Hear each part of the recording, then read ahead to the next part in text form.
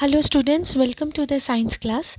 In the last 2 days we had discussed about the different aspects of animal life because we were dealing with the chapter 8 of your book, that is the animal adaptation or adaptation in animals. While discussing so, we had seen that according to the habitat, animals are of three types, like terrestrial, aquatic and aerial, and we had also discussed about them. So today we will discuss about the adaptation for food.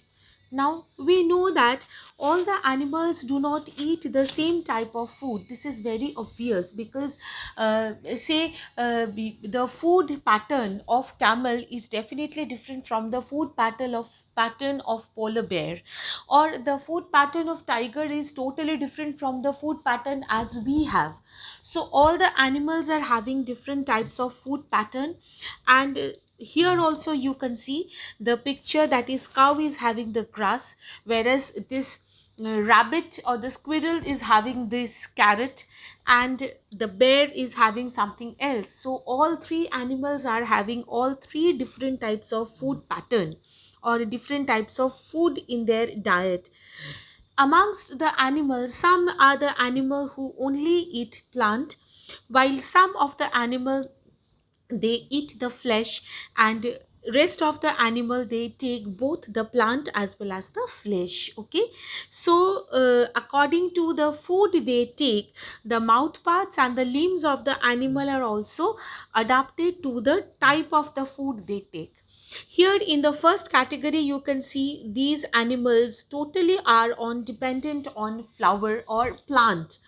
So their body parts, especially the mouth part and the limbs, will be different from these animals because they are totally dependent on flesh. Okay, so from here we had seen that the type of the food determines the structure of the mouth parts.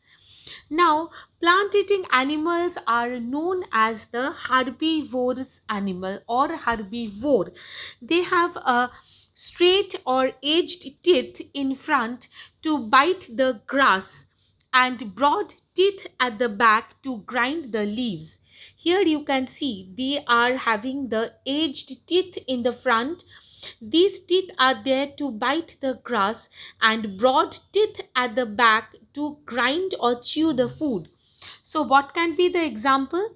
The example can be the deer, the giraffe, the zebra, the cow. All are having different feeding pattern, but all are dependent on plant. Hence it can be said all these animals are herbivore. Next, coming into the animal of a different category, that is the flesh eating animal or carnivorous or carnivore.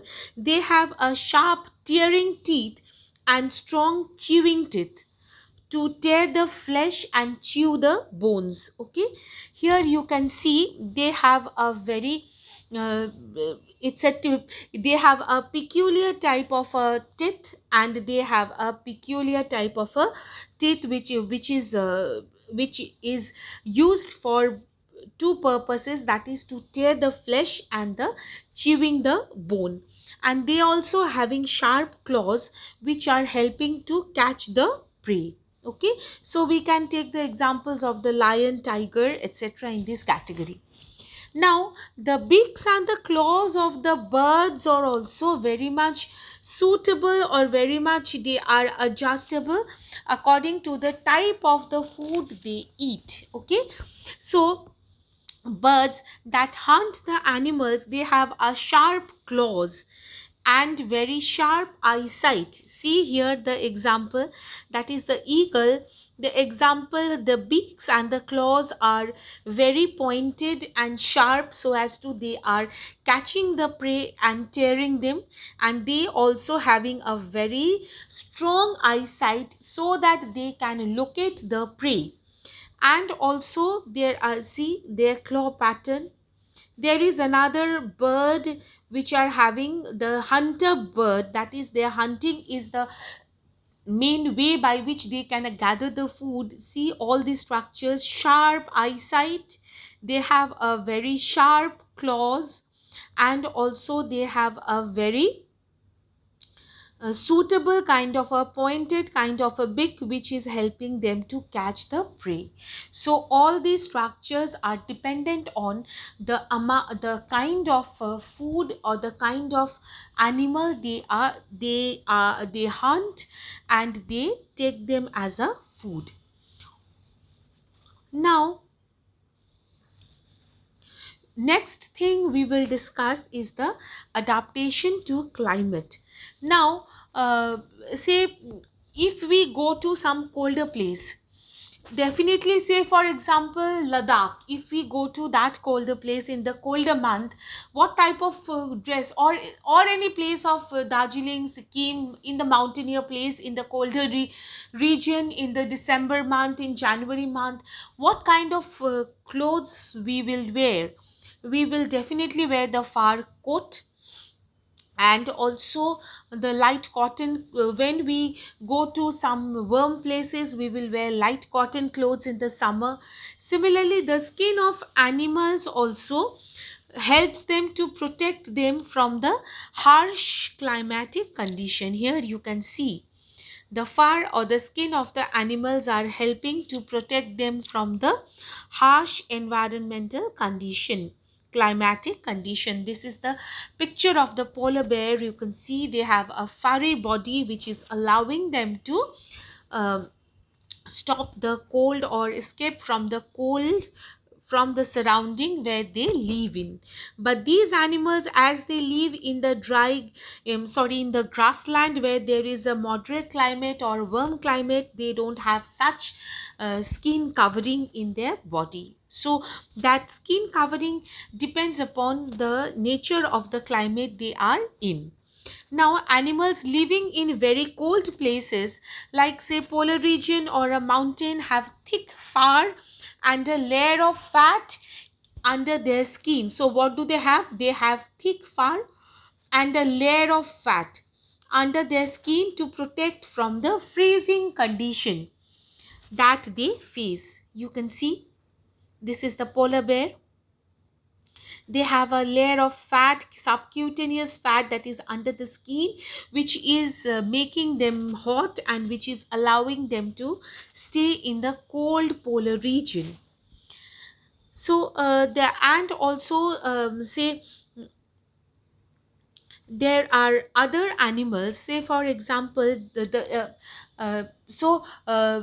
far, actually what they have, these are helping to trap the air and help the animal to remain warm in this, so this can be act as a insulator. See such a beautiful picture. This polar bear is sleeping or in the nearing to its mother in a very comfortable manner. By seeing them, what do you feel? That they are in a painful condition in the cold climatic condition? No, because they have something in their structure, something subcutaneous fat, which is allowing them to remain warm during the cold winter climate. Okay.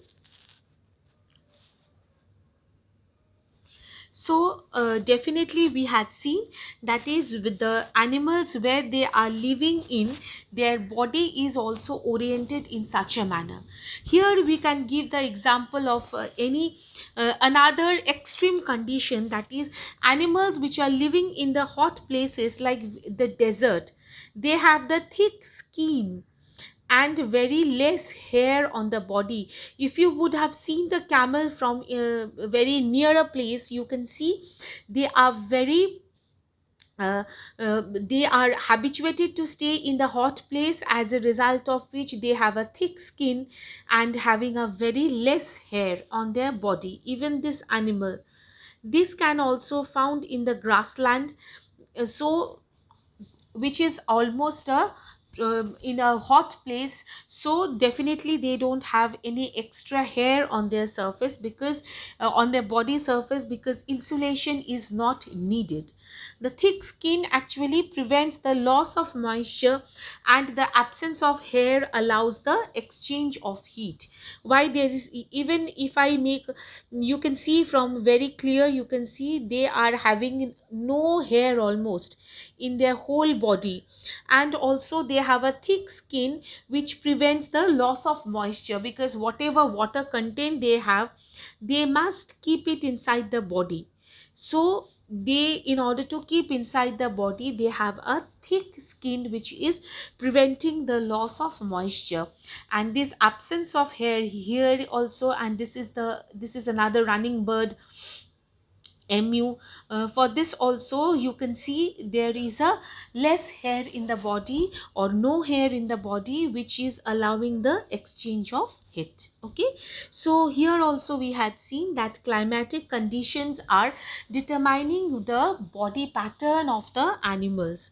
Now here is a very interesting fact which I am going to share with you, that is the layer of fat prevents which is present below the skin of the animals like whales and penguin is called the blubber. So the layer of fat which is present underneath the skin in case of the whales or in case of the penguin, these are known as the blubber, and these blubbers are helping these animals to cope with the surrounding. Okay, so this is a very interesting fact which I had shared with you. So from reindeers also there is another example or another case, that is the reindeer are grazers which consume a lot of moss because it contains anti-freezing chemicals which prevent body fluids from freezing, just like anti-freezing liquid works in cars in a very cold place. This is also an interesting fact. All of you must have heard about the reindeer. Where we had heard it? Yes, when we all talk about Christmas, that is, we know that Santa Claus is coming on the reindeer, but it is actually a deer which is found in the